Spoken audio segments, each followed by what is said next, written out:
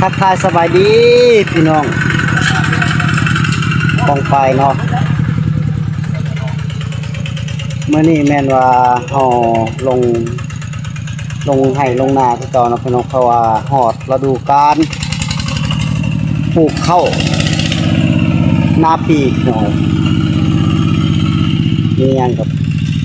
ติดตามเอาเนาะเมื่อนี้เป็นมือแรกมือแหกมานพี่น้องคนก็ไทย30คนนี่แหละคนเด้ทีมงานแม่งานเขาเนาะทีมงานเมาพี่น้อง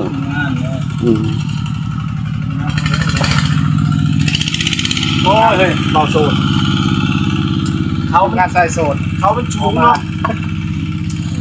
อันนี้คนเทิงเนาะเขาเป็นชูงรับต้นโดยเลยน้องเอ้ยอันนี้ก็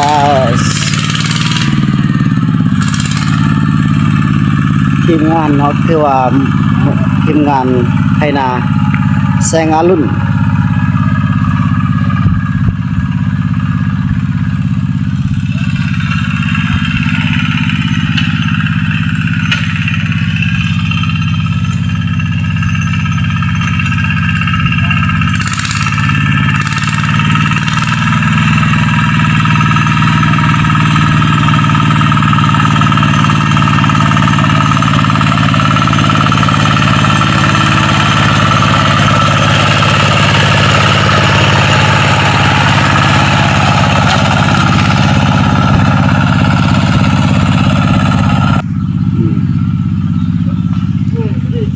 ไปขันครับไม่ได้ตาย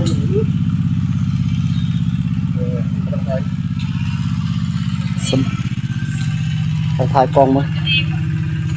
กิโลเตยอยู่ไพ่เป็นยังอยู่เนี่ยถ่ายกองเอาได้แล้วจ้ะได้แล้วนี่มือกล้องกับนี่นี่เห็นบ่ครับถ่ายครับเท่นคือว่ามื้อนี้เฮาก็ออกมาไทยหน้าเนาะทีมงานของเราหรือว่าหน้าผู้ใดยังบ่แล้วเพิ่นใส่เดินทางเข้าได้แล้วไปแล้วเป้าให้แล้วเดี๋ยวว่าเรื่องราคาได้ว่าเท่าไรว่ากันเองก็ติดตามหน้าร้ายหน้าน้อยเนาะมันก็ว่าตามนั่นแหละราคาเรื่องราคามันก็ซับไปงานเขาแซงออกมาก่อนเขาคอยกับเราจากเอกได้ค่าเขาไล่อยู่หั่นแหละเนาะติดตามหน้าร้ายหน้าน้อยเรื่องเราเว้ากันราคาเป็นกันเองเนาะราคาเป็นกันเองค่อยมากเฮือนตะโนมาหมดอยู่พี่ตะเฮียนในไซส์พี่ครับบ่ได้ก็ย่างไปเอาอีเจ้าช่วยค่อยๆช่วยเจ้าไปสั้นๆแล้วว้าวบ่ละจักติว้าวเด้อใครสิจังฮะใครสิจังจังยังดิจังไปไทยให้ไทยนาว้าวเด้อราคาทำงานวะทีมงานของมาทำงานเราทำเมาใครต้องการจ้างไทยให้ไทยนาสามารถติดต่อได้ทางนี้เด้อจากทีมงานบาวตื้อบรรณาช่วงนี้ทำงานไทยให้ไทยนาเด้อสแนลขอโทษติดต่อให้ขอโทษติดต่อใส่เบอร์โทรเจ้าด้วย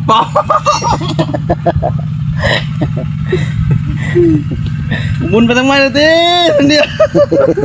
นี่บ้านเอาเจ้าเลยนะบ้านเธอมาเป็นจ้าหมดบ้านมักตุกกาหน่อยอันนี้มักตุกกาพี่น้องพวกกระโปตัวมันใหญ่พี่น้องมานี่ก็กาดีโอ้ใครในเมื่อนี้บ่มีแดดพี่น้องเอ้ยแดดบ่ออกคันว่าแดดออกเขาว่าผู้มามาเที่ยวเลยเนาะได้มามันมาไทยคนมาดอกกระเจียวหน่อยเนาะโอ้ไปบ่เป็นจังได๋บ่เป็นไงใส่เลข2เอาใส่เลข2เลยครับบ่นั่นใส่เลข2เอาจังไงจัดไปว่าถ่ายคลิปที่เช้าไม่ได้ถ่ายคลิปถ่ายคอยนะถ่ายเตี้ยมันไม่รู้ว่าก็มาครับไทยหน้าเลยยับเนาะงานแรกของปีมากับทีมงานตื้อบรรณา ชื่อบรรณาชแนลสามารถเข้าติดตามช่อง YouTube ได้เด้อ สายา เดี๋ยวไปเปลี่ยนให้ เลียสี เสียยาวะอันนี้ได้ใช่เสียยานั่นแหละ เอาบักเชียวส่วนขั้นตัวนี้บ่ ซ่อนก็ได้โอ้ ไม่ได้เนี่ย มาไทยหน้าพี่น้องเลยเริ่มเข้าไปติดตามมันช่องซีพดอนนี่เด้อซีพดอนนั้น เค เอ็ม ใช้กดตัวสำคัญเลย MKKC โอ้ขนาดนี้เนาะเลิกก็ได้ ขึ้นเลยกับปั๊บลง แค่ซื้อก็ได้ ปั๊บกับ ซื้อ ปั๊บ จากเงา เก่าก่อนมันจะมีที่ MK สิบ เป็นจังไดเมื่อยบ่ธรรมดาอยู่เนาะ เหนื่อยไหม แนวเฮ็ดงานมื้อแรกเห็นได้งานแรกบ่ต้องเมื่อยแล้ว ของปี มันยังบ่ทันสิ้นเด้บ่ทันสิ้นเคย มันได้บ่ ทันได้นี่สิ้นเฮาทันได้แน่นทันได้แน่นมันบ่ได้ไหนบ่คือว่าเฮาเฮ็ดคู่มือได้เฮาเฮ็ดคู่มือแล้วมันก็บ่เมื่อยบัดนี้มันเลิกโดนๆเทื่อเนาะปีละเทื่อว่าซะปีนึงเทื่อนึงมันก็มื้อแรกมันก็ต้องเมื่อยซั่นๆแต่พี่น้อง ได้ 3-4 คนแล้วหรอบ่ จักก็บ่ แล้วบ่มื้อนี้นะตื้อ มื้อแรกแล้วนี่เล็กมื้อแรกเด้อพี่น้องเด้อนี่มื้อแรกมาเอารถนี่งูพี่น้อง FC นี่เห็นบ่ FC มาหา F4 มาหามันบอกเลขมาบอกเลขพี่น้อง พญานาคโคก ไป เซตมันเกินแล้วหมดเลยรับปองซิปโอ้มื้อวาน2-3,000 แม่นเลยพี่น้องบอกเลย เดือนมี2วันเลยคือต้องหามันแก ทีมงานพี่น้องทีมงานไทยนามื้อนี้มื้อแรกแฮกมันทีมงานฮับเมา วันหนึ่ง50,000 50,000บ่กระจ่างเลย เฮาทันได้ลงพี่น้อง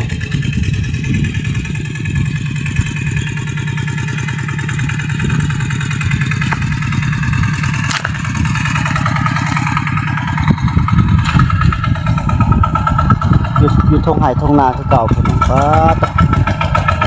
มาฮอดแล้ว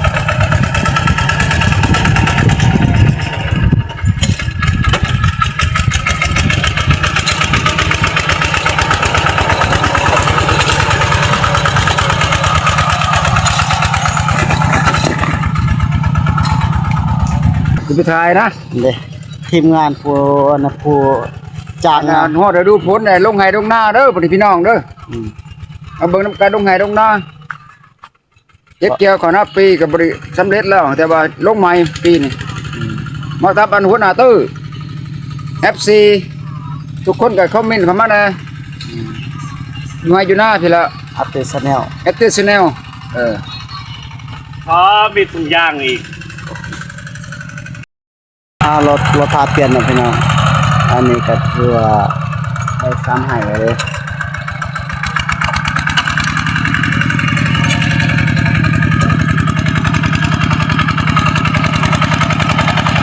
ทีมงานขับเมาไทยนาเนาะ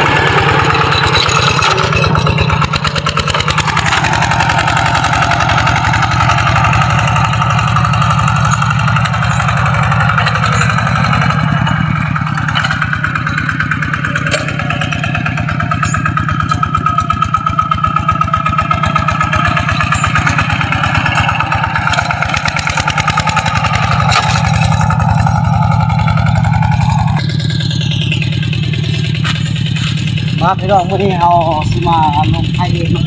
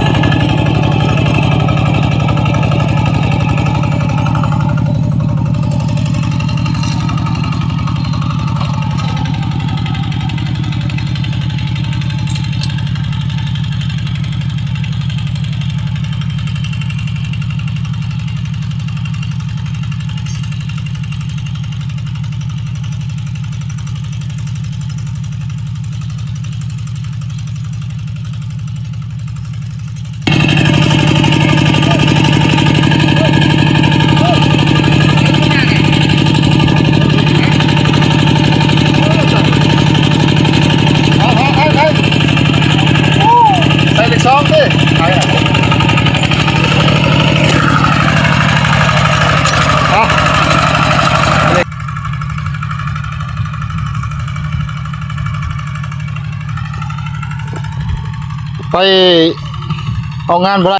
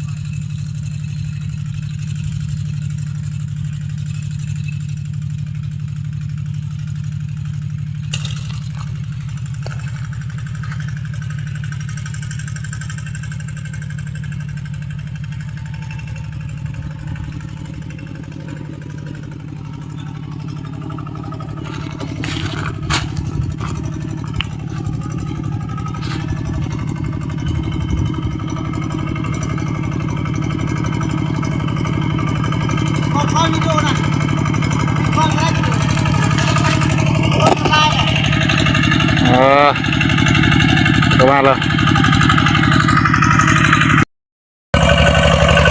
ตอนนี้เฮาก็คาดแล้วเนาะพี่น้องแต่ว่าเป็นอะไรครับรู้บ่เป็นรถไทยรุ่นเก่าไปหน่อยรถไทย2เลขรถไทยรุ่นเก่ารถไทย2คันคันนึงไทยคันนึงขับพี่น้องแต่ว่าเฮาสิยอดเอาเด้ไทยยอดเลยมักเสียงตายแล้วฮะมักเสียงตายแล้วเสียงตายแล้วเสียงไปเสียงตายแล้วบ่ตายแล้วโอ้ตายเลยมันตายบ่ได้ฮะจักบ่ฮู้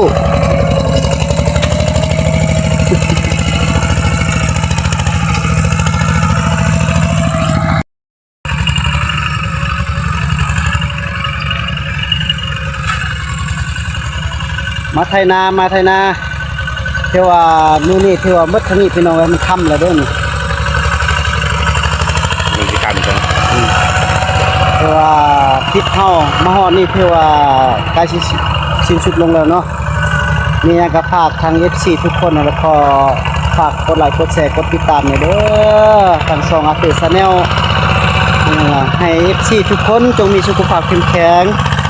ทั้งส่วนตัวและครอบครัวขอขอบใจพี่น้อง